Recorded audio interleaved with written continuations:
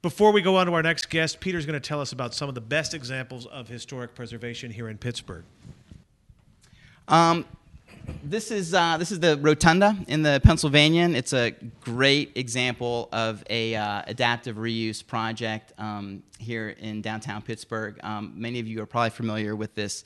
It's just a spectacular building.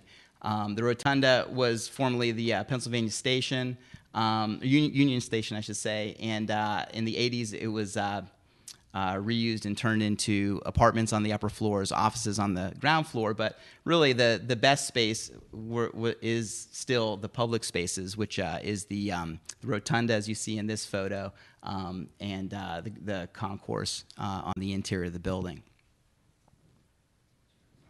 Not every adaptive reuse project has to be a big one.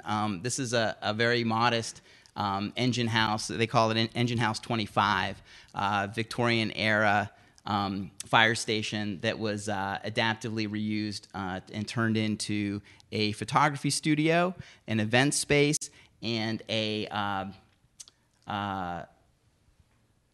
wine. What do you call it? Wine cellar? Not a wine cellar. They make wine there. Oh, a winery. Vineyard. It's a winery. Yeah. Yeah. The vineyard in the back. Yeah.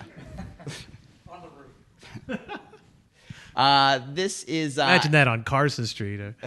Well, that one's actually in Lawrenceville. Okay. Yeah. This is also a really great example of a building that had a great impact in its the way that it was repurposed. It's the Andy Warhol Museum. It's the largest single artist museum in the country, and it was formerly I thought it was a violin manufacturing company, but I researched it a little bit more closely today and found that it was a music instrument company. So they manufactured all kinds of stuff there, but. Anyway, it's really a great project that essentially brought some of the vibrancy and energy of downtown across the river into the north side.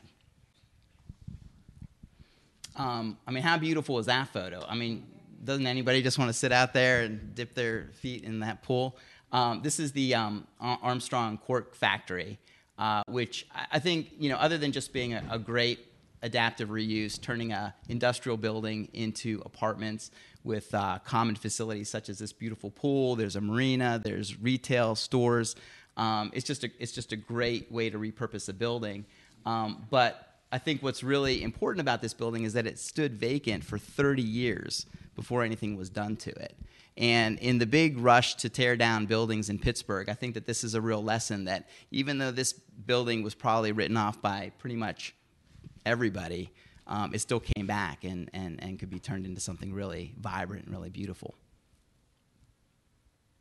This is right up the hill. This is the Angels Arms condominiums. It's the former St. Michael's Church. It's also a beautiful structure. I believe it was also vacant for a while, although I don't know the specifics of it. But it was the rectory, which you can see here in the foreground, and then the church behind, were all turned into luxury condominiums. There's also artist studios on the ground floor. Peter Margettai is a renovation and restoration architect and president of Preservation Pittsburgh. Thank you so much for joining us on Essential Pittsburgh, Peter. My pleasure. Thank you, Paul. Thank you, Peter.